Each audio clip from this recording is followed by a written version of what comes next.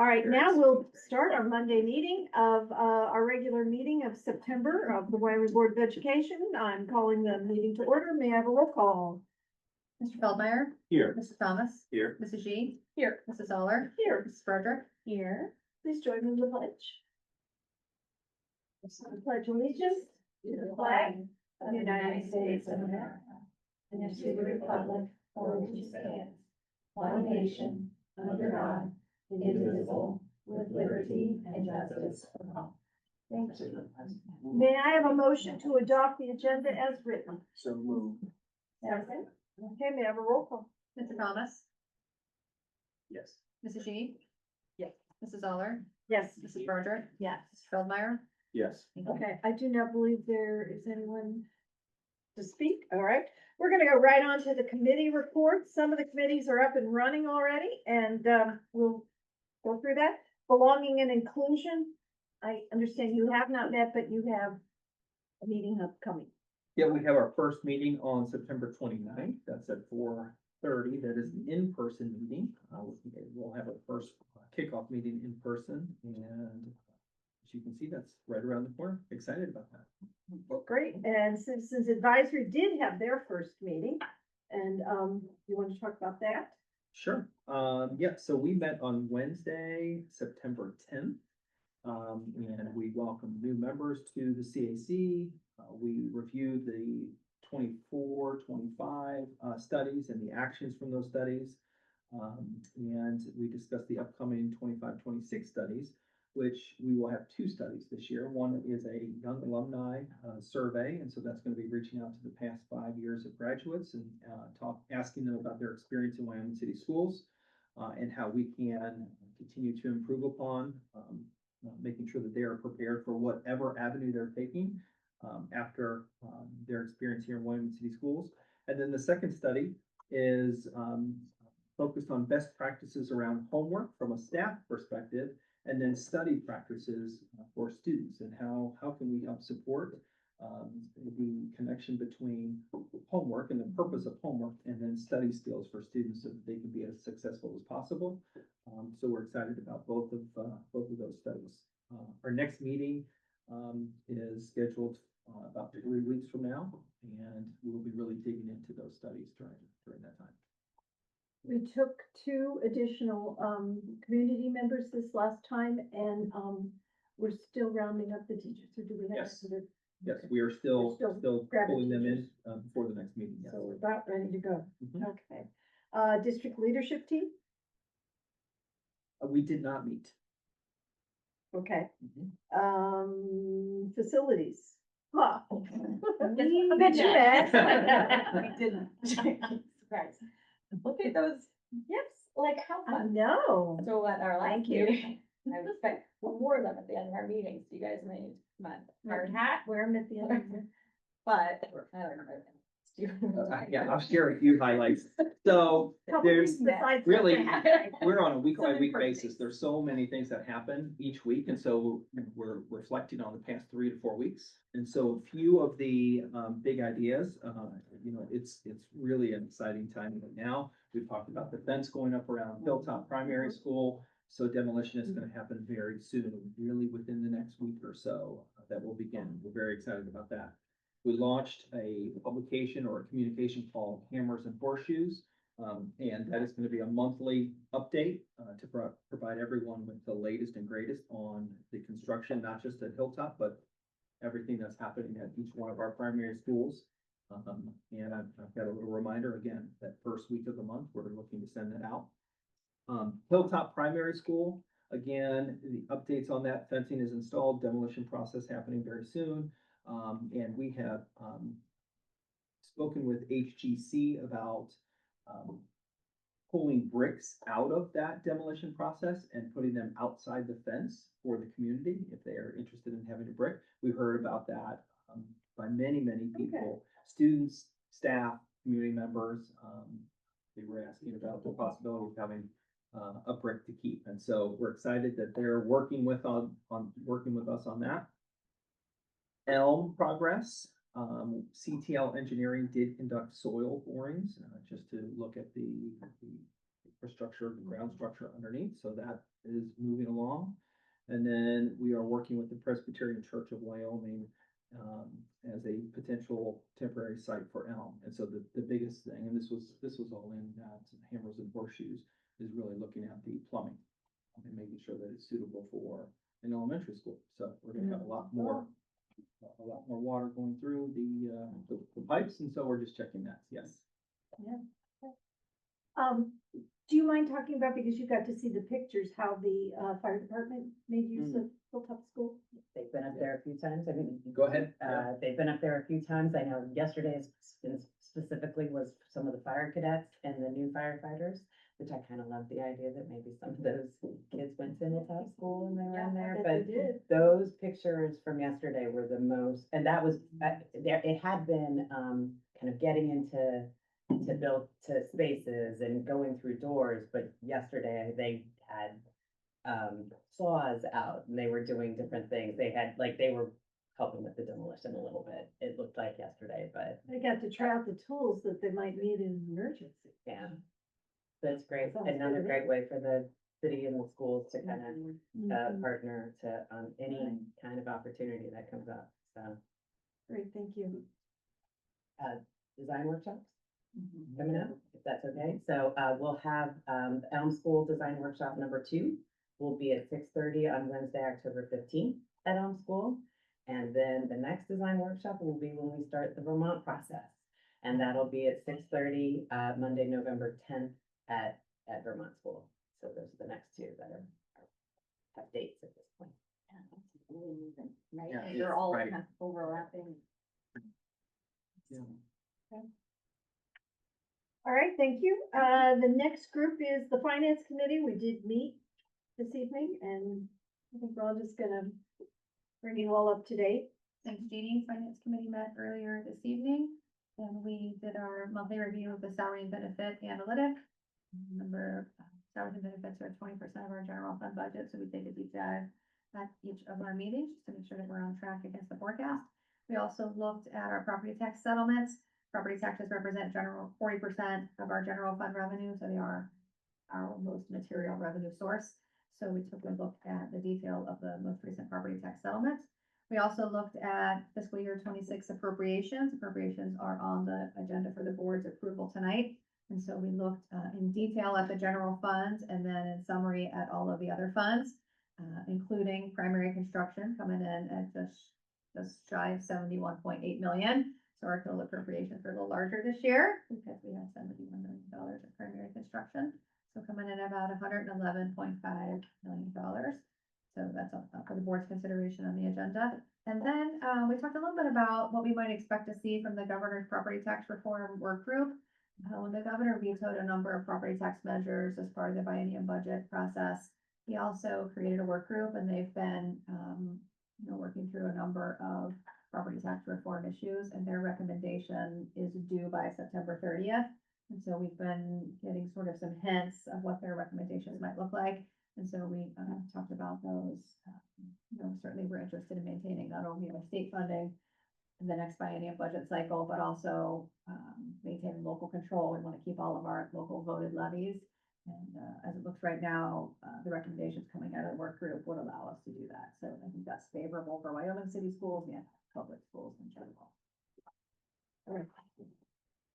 Thank you. Thank you. And the Policy Review Committee, it has not met. We have a meeting coming up, and we have our, tonight we were given our policies, our fun reading material for the next, 24 hours, right? It's in the meeting.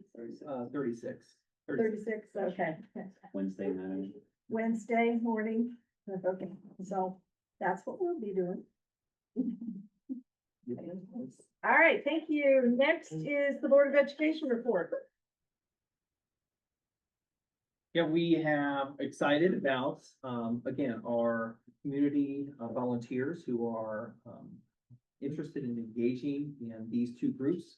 One, A being the Belonging Inclusion Collaborative, and B being the Citizens Advisory Committee. Incredible resources are the people who support Wyoming City Schools, and so this is a perfect example of individuals who have talents and interests in engaging with our staff members to support growth within the school district. So Belonging Inclusion Collaborators all focused around doing just that, creating spaces where our students and our staff and our families feel belonging and feel included and feel valued and respected. And then I shared the two CAC studies that we're going to be focused on. So we're excited about having these individuals joining those teams. Very good. Thank you. May I have a motion to approve the Board of Education report? Second. May I have a roll call? Mrs. G, Yes. Mrs. Zoller, Yes. Mrs. Broderick, Yes. Mr. Feldmeyer, Yes. Mr. Thomas. Yes. Thank you. Thank you. Treasurer's report. Item A, approval of the minutes from the regular meeting on August 25th and the planning meeting of September 9th. Item B, approval of the statement of revenues and expenditures for month ending August 31st. Item C, accept with appreciation the list of donations, one from the foundation and one from the athletic boosters. Item D, our fiscal year 26 appropriations, all funds. And item E, approval of the report, please. May I have a motion to approve? So moved. I'll second. May I have a roll call? Mrs. Zoller, Yes. Mrs. Broderick, Yes. Mr. Feldmeyer, Yes. Mr. Thomas, Mrs. G. Yes. Thank you. Thank you, and thank you to the foundation and the boosters. I know this is just the beginning of a whole year's worth of contributions. The superintendent's report. Thank you. First off, we have several personnel items, and so number one is a recommendation to approve several resignations for the purpose of retirement. And so congratulations to all of these individuals. Just walked through Diane Baheka, who started in 1997-1998 school year as a Spanish teacher at Wyoming Middle School. She holds a master's degree, has served as the department chair and supervisor for the Spanish club. And I know they do lots of exciting things, so we're excited for her. Secondly, we have Angie Edmonds, who came to Wyoming City Schools in 2005, has taught high school English, oral communications, mass communications, also a master's degree, and has worked within the roles of varsity basketball coach, assistant girls soccer coach, English department chair, student council advisor, building leadership team. Again, lots of involvement there.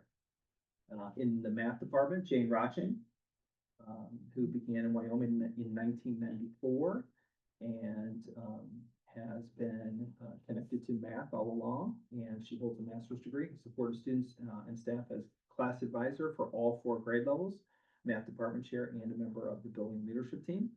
And then Lisa Sanders from the middle school, who came in 92 and has taught middle school language arts, 6th grade, 8th grade, reading lab, and 7th grade English. Also a master's degree and has served students as the middle school student council advisor. Just a wealth of knowledge that comes with these people. So we know we've got to capture that before they walk out our doors. So we hope they enjoy this year, but we will be looking to learn everything that they've learned over the past 30 years or so. So excited for them. Number 2, back to the agenda. Number 2 is a recommendation to approve McKenna Stacy as a primary school educational aide. Number 3 is a recommendation to approve unpaid FMLA leave. You can see for 6 days for that individual on the agenda. Number 4 is a recommendation to make these athletic supplemental changes. And so we're reducing one, and then in number 5, we're adding 2 additional athletic supplemental contracts. That's the recommendation. Number 6 is a recommendation to approve these non-athletic supplemental contracts and volunteers. You can see for Project Lead and for Winter Guard. Number 7 is a recommendation to approve student auditorium workers and volunteers.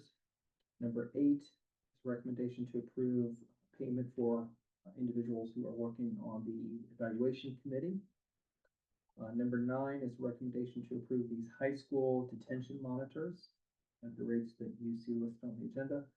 Number 10 is a recommendation to approve these performance-based stipends. These are $150 an event. Again, that pay used to be part of supplementals. We pulled that, the supplemental committee has pulled those out of supplementals. They're by event within the different fields. And then number 11 is recommendation to approve of band credit. Great, thank you.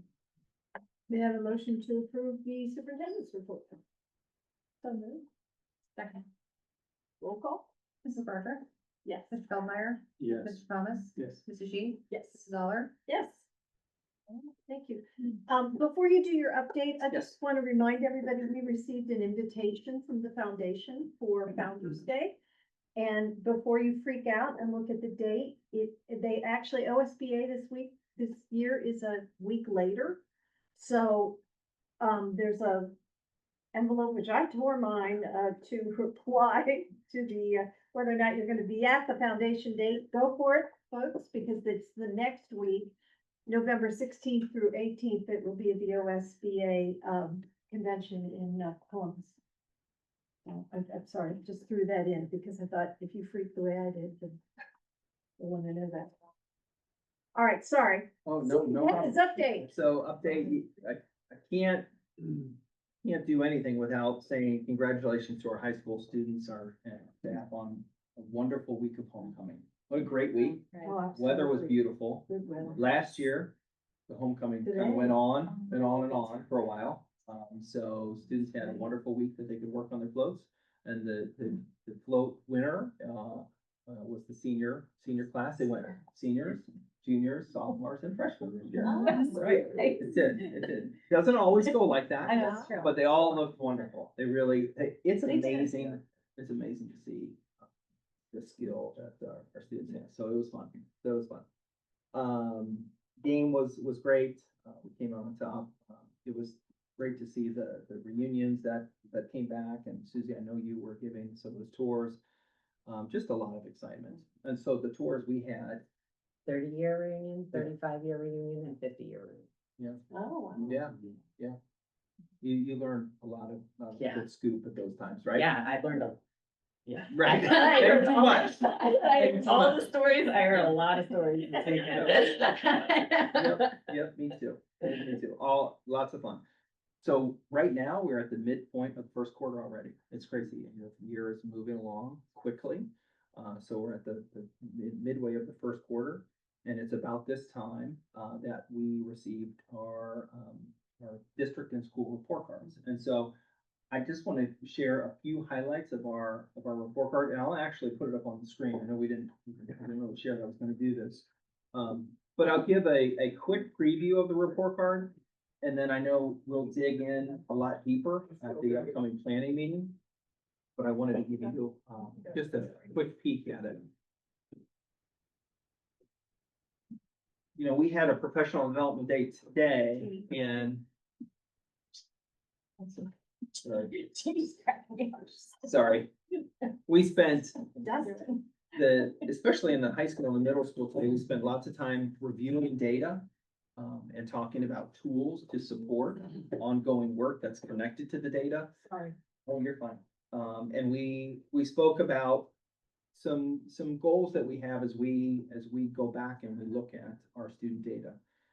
Clearly, we want to know, where are students excelling and what can we celebrate when we look at student data. But we also want to know what are the growth opportunities and areas that we can continue to do better. And so that's an ongoing conversation.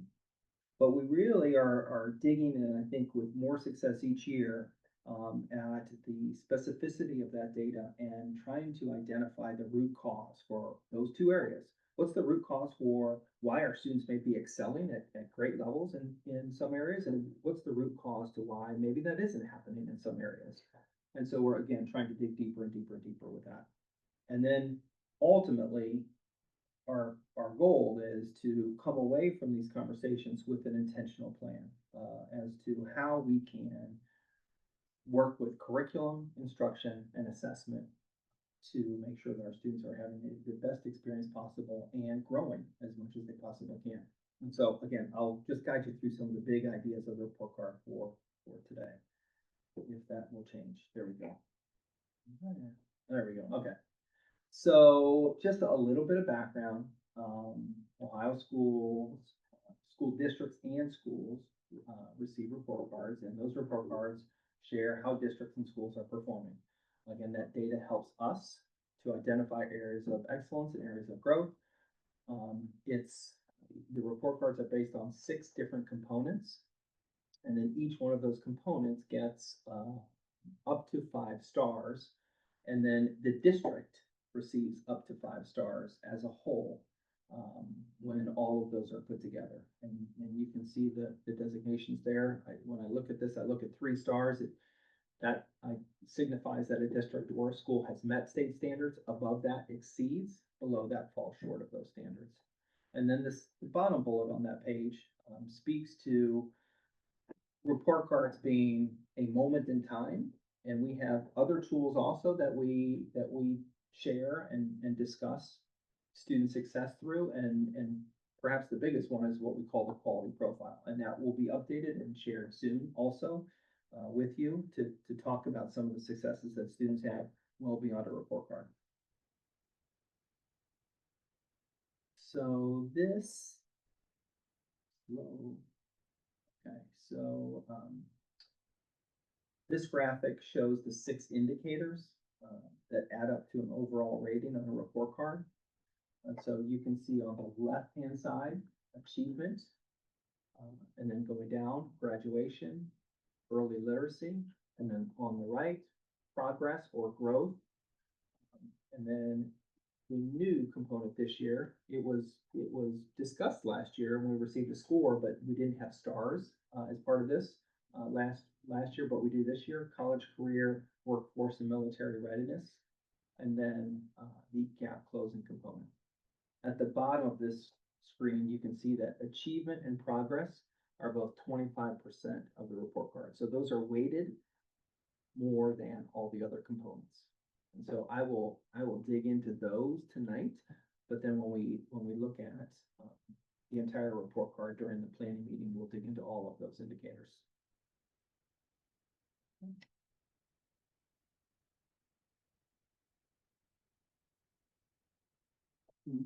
So this page is taken right from the state website. And so this is right from Wyoming's main page of our report card. So at the top, you can see overall rating is 5 stars. So you might have seen this being talked about more and more in the media. I know there were several districts in Hamilton County that have lost that 5-star rating. We've maintained that. But then below that, you can see each one of those 6 components, and you can see the number of stars that we've received in those. Achievement, 5 stars. And again, you can see the descriptor there. Achievement component is a measure of how well students performed on the test. Okay. Progress, a measure of the growth that students are making based on past performances. And we received 4 stars out of 5 on that one. And so we'll be talking more about that. Gap closing, component that measures the reduction in any educational gaps for student groups compared to the whole. Graduation is looking at students on a 4- and 5-year cohort graduation rate. Early literacy, looking at the number of students who are off track, identified as off track in the beginning of the year and on track later in the year at our primary grades. And then the newer one, college, career, workforce, and military readiness, is measuring how prepared students are for future opportunities. And it lists many different pathways that students can go through.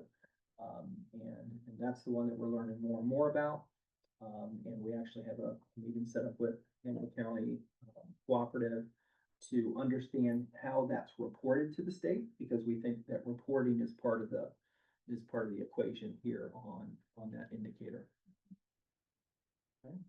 So what I'd like to do is just dig into the two big pieces that are both 25% of the report card, and that's achievement and growth. So again, there's a lot on this slide, so I'll just talk through each piece of this. So all of this is connected to achievement. On the left-hand side, you'll see that we have 5 stars. And again, that notes that we're significantly above state standards on that one indicator. The rating scale for achievement is just below that. It's based on a 90, 80, 70, 60% percentage of how a district has done compared to the max score. on this thing called a performance index score, and I'll get to that in a second. On the far right, you'll see the individual Ohio State tests that students take, and that begins with third grade, and then goes all the way down through high school end of course tests. And so that grid shows the number of tests that have been taken, the tests that are proficient or above, and what the passing rate is. Way back when, that was really the factor that people looked at, is just the passing rate of the test. Well, it's a lot more than that now that we look at in the report card. So in the middle of the page, then you'll see that we had a performance index of 106.9, which is 97.3% of the max score of 109.8. And so what we were talking about today was the idea of what a max score is. So the max score is the performance index of the top 2% of all school districts. When they're pulled together, it's the average of those school districts. And so when you pull the top 2% of all districts in Ohio, the average was 109.8. And then the percentage value that we receive, it's just like a score on an assignment. We had 106.9 out of 109.8. That's 97.3%. Since it's between 90 and 100%, that is a 5-star rating for a school district. A district can be at 100% or above 100%, because if a district, and that's really our goal, if a district is at 100 or is within the top 2%, then they're making that max score, and some of the districts who make that average are above the average, and so you can technically be at 101% if you're above that max score, but your district made the curve, so to speak. Let me try to understand what you said, so. Yeah. What were you saying? No, I said thank you, because I said. Oh, so the 5 stars is based on the being above 90% That's right. on the performance, as opposed to some average of the stars in each of the. That's right. On the, yeah. Mhm. Yep. And that criteria of the rating scale on the bottom left is specific to achievement. And so each component has its own rating criteria, rating scale. Mhm. Yep. And And again, again. About our performance index score before, like wanting to increase that. Yep. And I feel like we did. We did, yeah. So I actually will look at that. Are you getting it? Look at that next, yes. And so again, I'll say this is a piece of the puzzle. It's not all of the puzzle. And so we look at achievement. Are our students achieving at high levels? And can we help them achieve to the highest possible level of their capabilities? Then, when we get to growth, we want to make sure that also our kids, whether they're going to very high levels or lower levels, they're all growing. And that's where an even deeper conversation comes in. Historically, this is performance index. Yeah. And so as you look at this, so before, I kind of like to go to that 1920 COVID year. Before that, you can see that our performance index range was anywhere from 104 to 107. And that's really where goal of 107 or beyond 107 came from as we were reviewing previous data.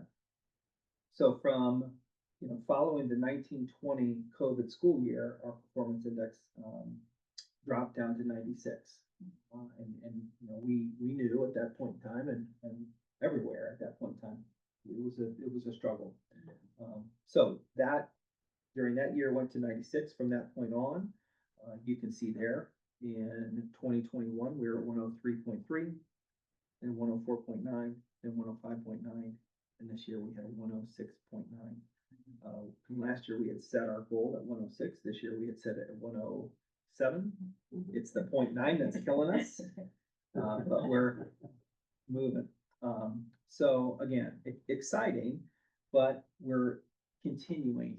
I'm hoping to continue that trajectory that we've been on for the past several years. Any questions about that? Okay.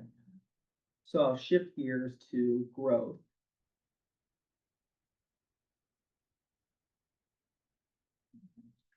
Okay. Yeah, so this is growth. And again, I'll explain what you see here. So first of all, this data is based on 3 years of consecutive data. So the most recent year, 24-25, is 50% of growth data or progress data. The year before that is 25%, and the year before that is 25%. So it's a 3-year compilation. And so it's a slower sway, you know, if you're moving in either way. On the left, you can see, again, we have 4 stars overall as a district. And the rating scale is again, just below that. And so on the rating scale, it really measures gain index and effect size. And a 5-star rating is both a gain index of 2.0 or more and an effect size of 0.1 or more. And so that's what we set our targets as, to meet both of those. Again, when you think about progress, you know, the way we spoke about it in our meetings today, every student comes with an expected score based on their previous data points. And so if you think about ELA, you know, students begin taking assessments in 3rd grade. And once they get that first data point, they have a projected score when they're in 4th grade, then in 5th grade, then in 6th grade, and so on. And so they come with a projected score, and progress really pulls all of our students together, and it reflects on how well we, when you pull all the students together, had students who met their projected score, exceeded their projected scores, or fell below their projected scores. Okay. And so as you look at this graph, you can see the scale on the right. So I'm looking at the bottom right, going from bottom up. That maroon, students who made less progress than expected, and there's significant evidence of that. Yellow, students made less progress than expected, moderate evidence of that. Green, similar to expected progress.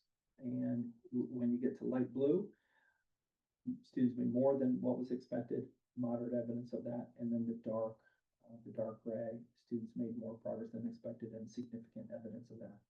So as you can see, all grades across the top of that graph, that pulls together all of the grades and all of the subject areas.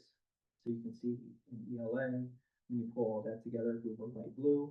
Mathematics, when you pull that together, we were dark gray. Science, we were that maroon. And then all of that together is the light blue. Whereas last year we were dark gray on that grid. And so then that becomes part of that discussion as to where are we in performance index, where are we with growth, and where do we have high growth and high performance index, and what's happening in those areas. And that's just part of that conversation that we're Well, and talking about. did you just say this, or do I remember from years past that the growth is a year's worth of growth? Like, growth is a pretty big growth that you want, so no matter where people are, if you're at one of your highest achievers, you still want them to grow to the same amount. Like, Yes. so that's been one of the, Mhm. Yes. harder pockets, am I remembering that? But correctly? certainly attainable. Yes, Yeah. yes. Yes. And then for the math, oh. I understood perfectly. We don't need that. And I then, actually didn't understand what you said. It was for Siri. and then math, by like 8th grade, what I can't remember is math, grade level math. That's who they're tracking by then, like, because at 7th, 8th grade, they're starting to branch off in different levels of That's right, so that mathematics. would become algebra, and so there might be students who are taking algebra assessment or geometry assessment, right?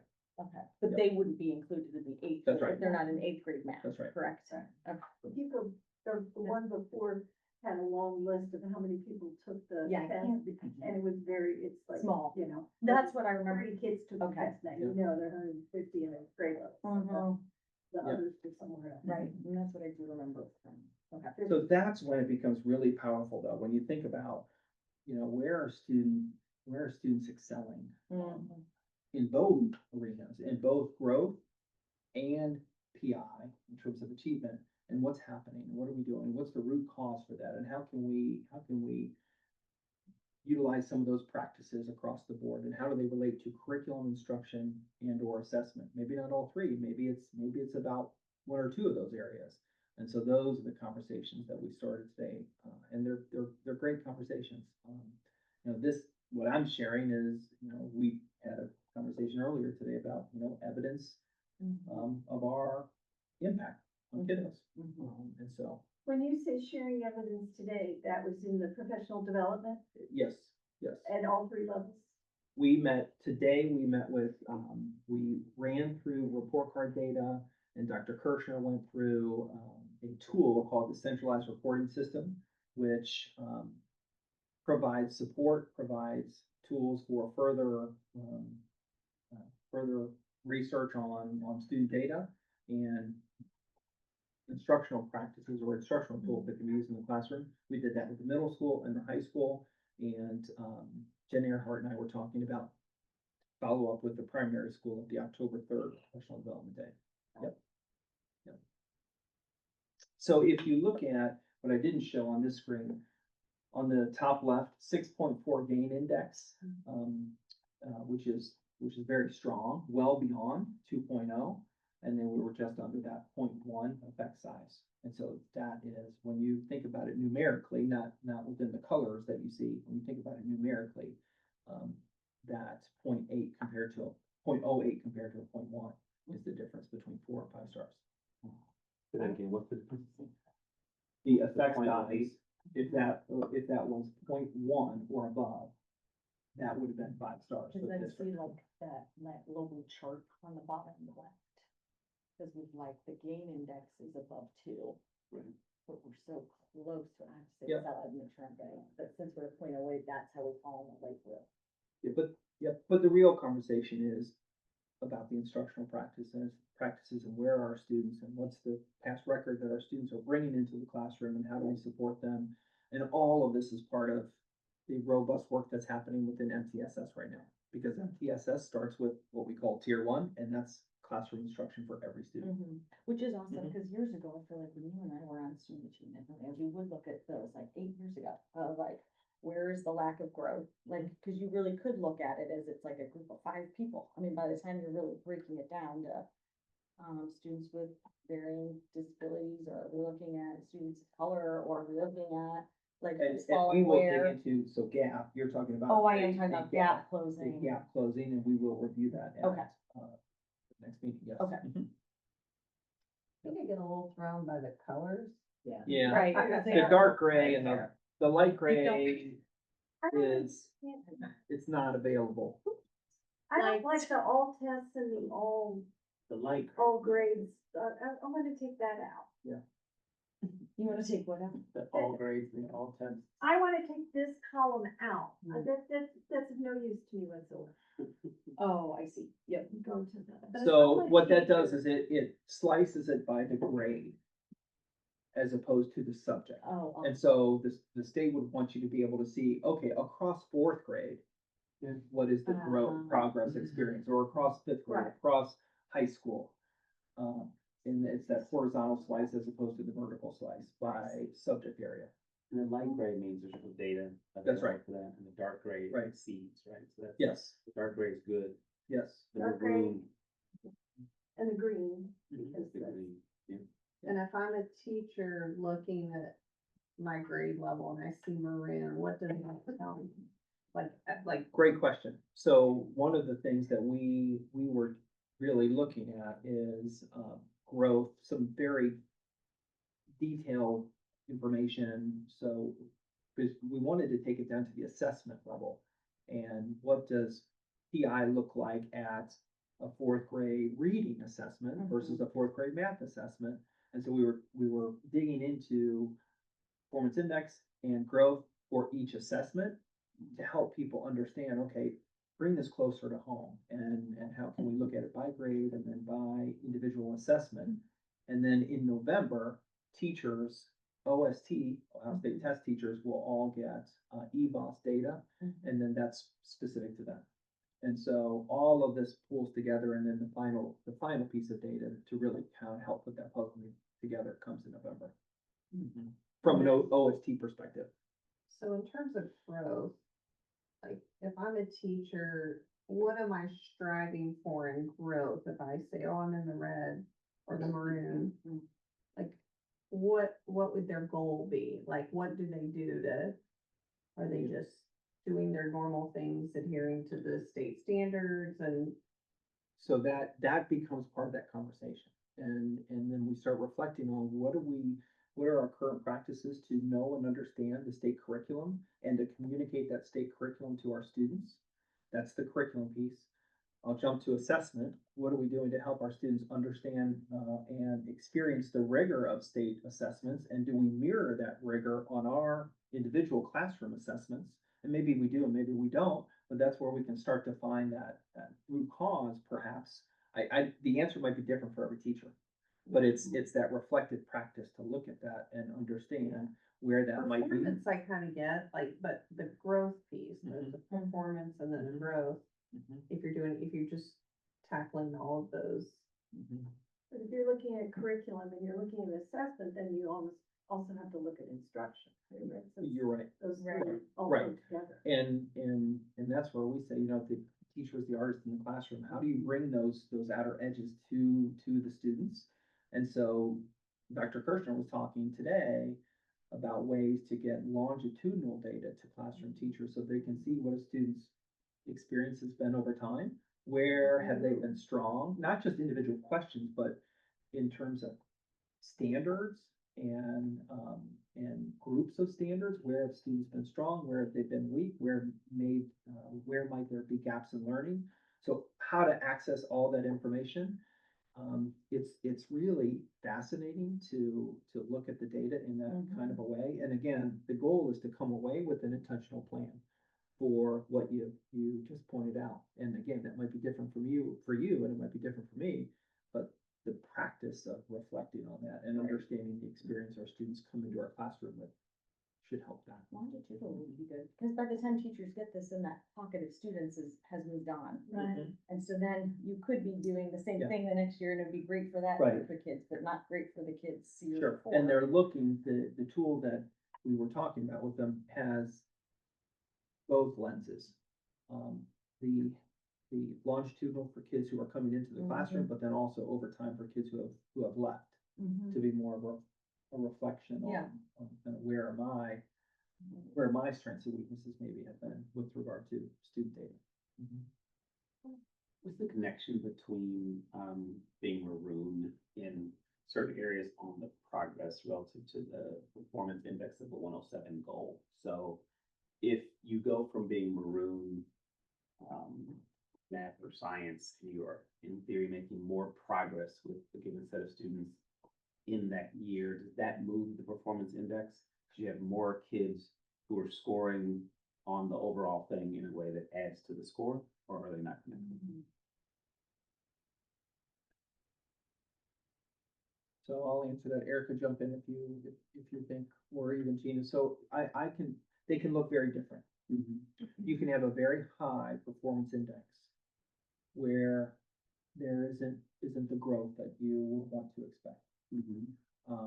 And you can have a very low performance index where students are growing very rapidly, just Right. based on their past experiences. Yeah. And so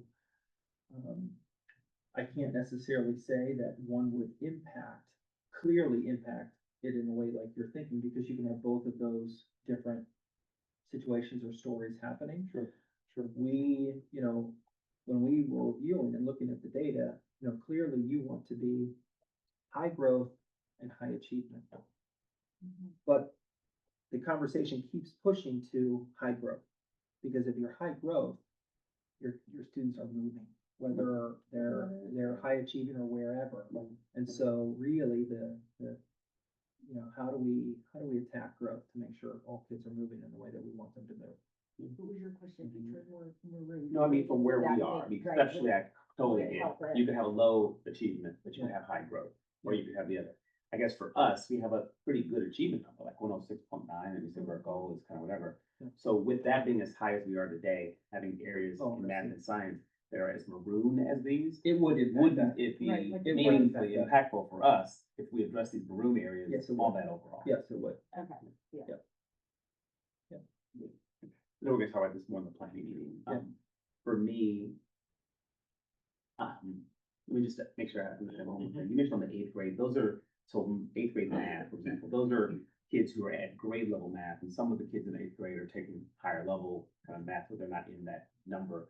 What this says is for those students who are at grade level math, they are progressing at less than the 1-year rate. Less than what they were expected to. Yeah, yes. Yeah. Which is that's a hard part of it when you have Right. that, and I saw on the other slide where you said this number of students are taking above grade Right. level math, Mhm. but yeah, the scores. You said that's the hard part? Well, cause I mean, I guess you're still saying you can have growth at grade level math, and that's good, but also where are we measuring the students in eighth grade that are taking 10th grade, like geometry or? They were in that last So they'll be, slide. they'll be in they'll be in the high school Oh, progress. Okay. Right, because they're actually taking, so an eighth grade student who takes the algebra test is actually part of the algebra data down below. Oh, Because that's technically then an end of course test for high school. okay. Mhm. Said differently, what could be saying is that for those kids who aren't already in math, excelling academically, we aren't progressing them at 1 year beyond where they were when they came in. Right. Mhm. Yes.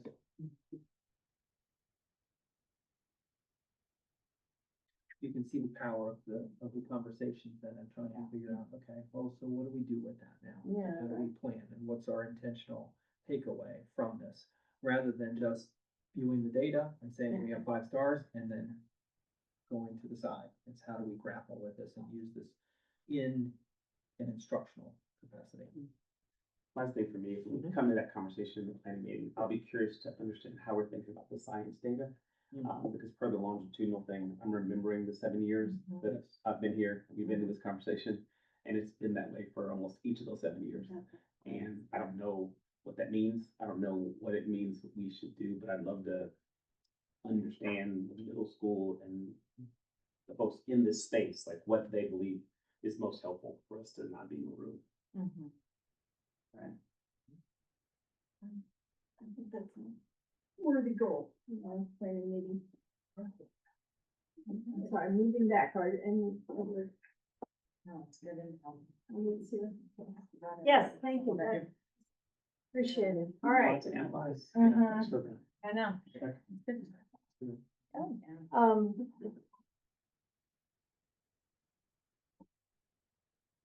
Oh, yeah. No, do you have anything else for your update? Okay, then thank you, may I have a motion to adjourn the meeting? Second. Roll call. Mr. Feldmeyer? Yes. Mr. Thomas? Yes. Mrs. G? Yes. Mrs. Zoller? Yes, Mrs. Barker? Yes. Thank you. all right, thank you, we're adjourned.